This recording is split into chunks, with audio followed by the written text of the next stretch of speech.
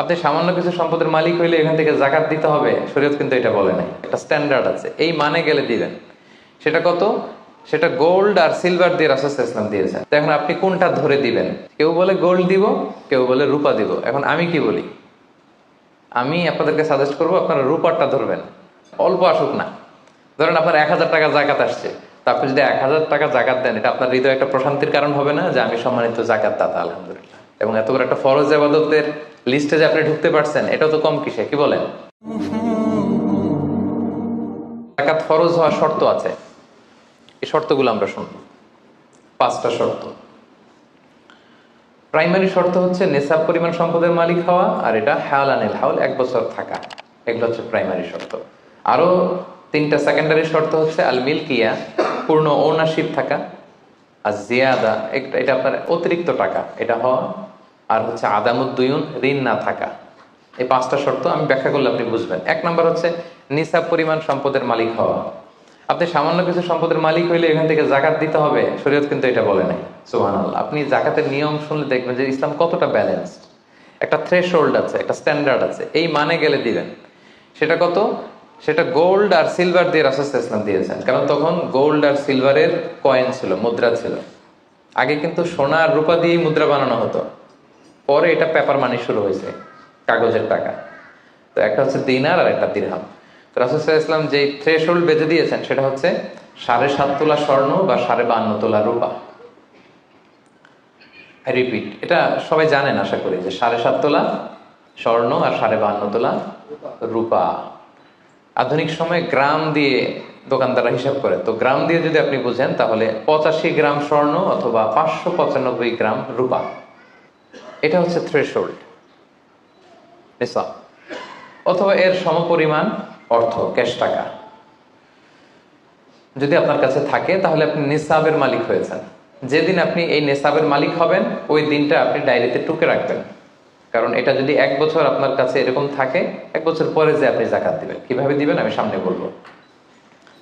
তো এই নেসাব নিয়ে একটা প্রবলেম আছে। প্রবলেমটা হচ্ছে 7.5 তোলা স্বর্ণ আর 52.5 তোলা রূপার দাম কিন্তু এক না। 52.5 তোলা রূপার দাম খুব কম, আর 7.5 তোলা স্বর্ণের দাম অনেক বেশি। এটা হইল একটা কম আর একটা বেশি।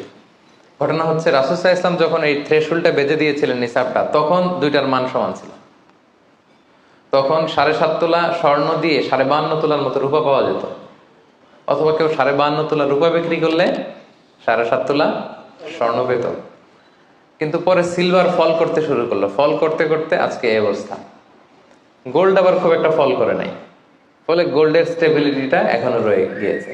তো এখন আপনি কোনটা ধরে দিবেন জাকাতটা? যদি আপনি রূপা ধরেন, কথার কথা, রূপা যদি এই 1 ভরির দাম 1000 টাকা হয়, তাহলে 52.5 ভরির দাম কত? 52,500 টাকা। কিন্তু স্বর্ণ যদি আপনি হিসাব করেন, 1 ভরি যদি 50,000 হয়, 7.5 ভরি কত? 3.5 লাখ প্লাস। তাহলে প্রায় 7 গুণ কম বেশি, তাই না? এটা নিয়েই হয়ে গেছে জটিলতা। তো এখন আপনি কোনটা ধরে দিবেন? অনেকে বলে না গোল্ড দিব, কারণ গোল্ড ফল করে নাই, এটার যে স্ট্যান্ডার্ড এটা এখনো বজায় আছে। এটা নিয়ে অনেক আলোচনা, আমি খুব সংক্ষেপে বলি। কেউ বলে গোল্ড দিব, কেউ বলে রূপা দিব। এখন আমি কি বলি? আমি আপনাদেরকে সাজেস্ট করবো আপনারা রূপারটা ধরবেন। রূপারটা ধরলে কি লাভ হবে জানেন?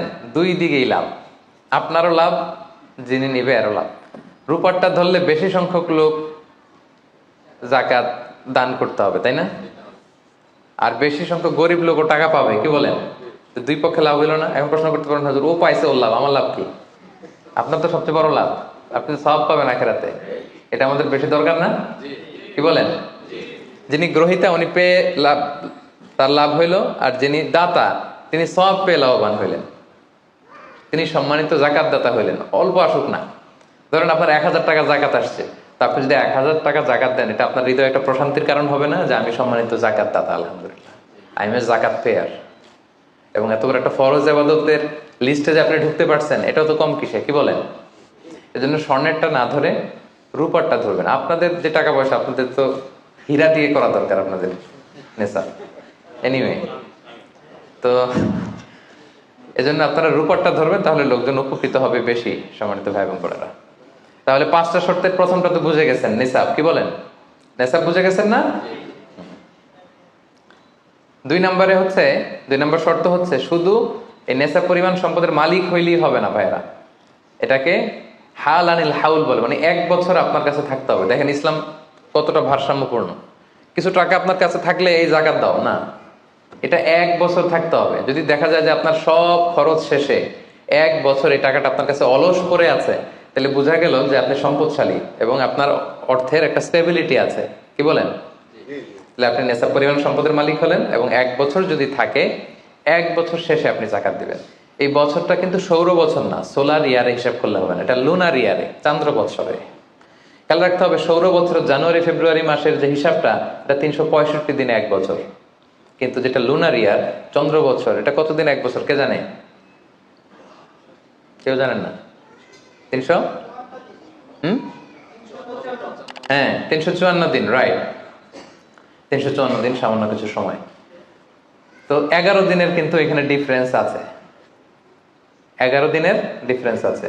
তো আপনি হিসেব করবেন হচ্ছে চান্দ্র বছর অনুযায়ী, সৌর বছর অনুযায়ী না। তো সৌর বছর অনুযায়ী যদি করেন তাহলে আপনার জাকাত কিন্তু 2.5% থাকবে না। চান্দ্র বছর অনুযায়ী আপনার 2.5%, সৌর বছর করলে ওইটা 2.58% হয়ে যাবে। একটু বাড়বে না? কারণ কতদিন বেশি?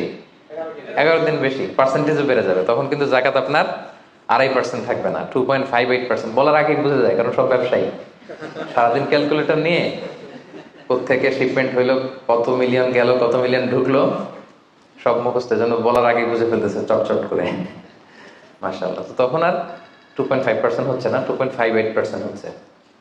তাহলে সম্মানিত ভাইরা, আপনি ধরেন, উদাহরণস্বরূপ ধরেন যে আপনি গত রমজানের 20 তারিখে সর্বপ্রথম নিসাব পরিমাণ সম্পদের মালিক হয়েছিলেন।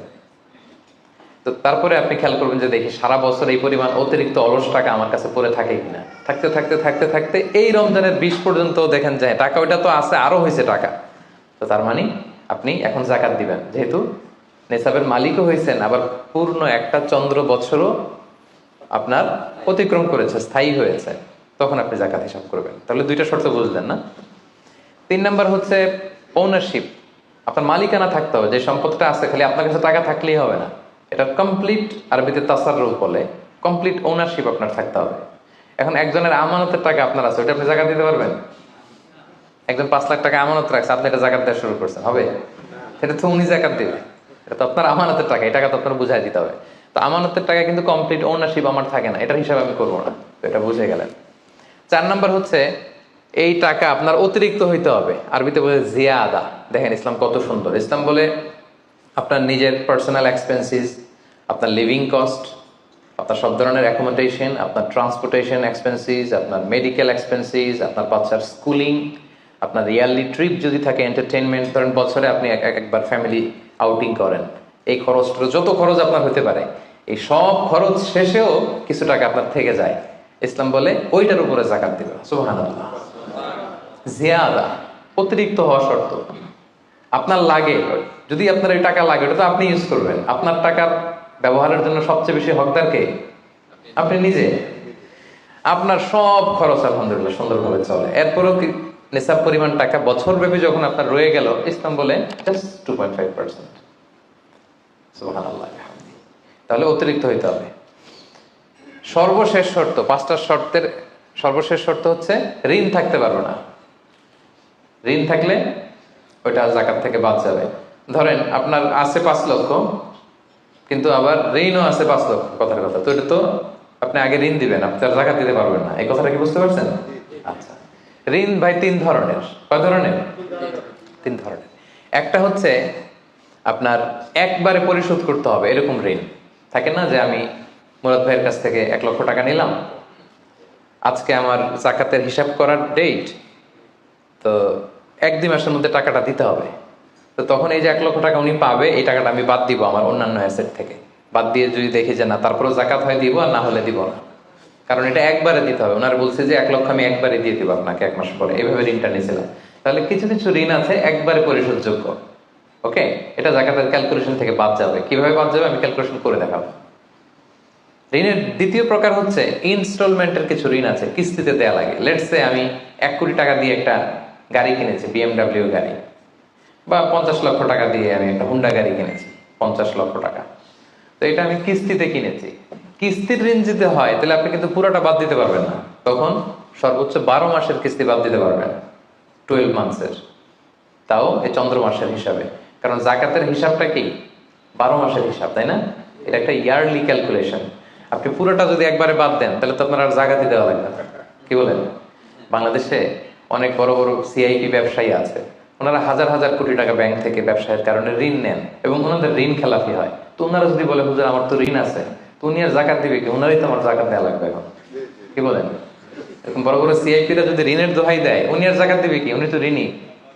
উনারই কিছু জাকাত আমাদের দেওয়া লাগবে, কারণ আমরা জাকাতের 8টা খাতের মধ্যে একটা পড়েছি, বল গরিমিনা। কি বলেন? ঋণগ্রস্ত ব্যক্তিকে জাকাতের টাকা দিয়ে হেল্প করা যায়, তো উনি আর দিবে কি? উনারে দিই আমরা। ওই ঋণ বাদ দেওয়া যাবে না। ইনস্টলমেন্টের ঋণ হইলে 12 মাসের, আর ওইরকম ঋণ খেলাপি হাজার কোটি টাকা, এগুলো বাদ দেওয়া যাবে না। 3 নাম্বার ঋণ হচ্ছে লাক্সারি পণ্য কিনতে যে ঋণ হয়, এই ঋণ জাকাত থেকে বাদ দেওয়া যাবে না।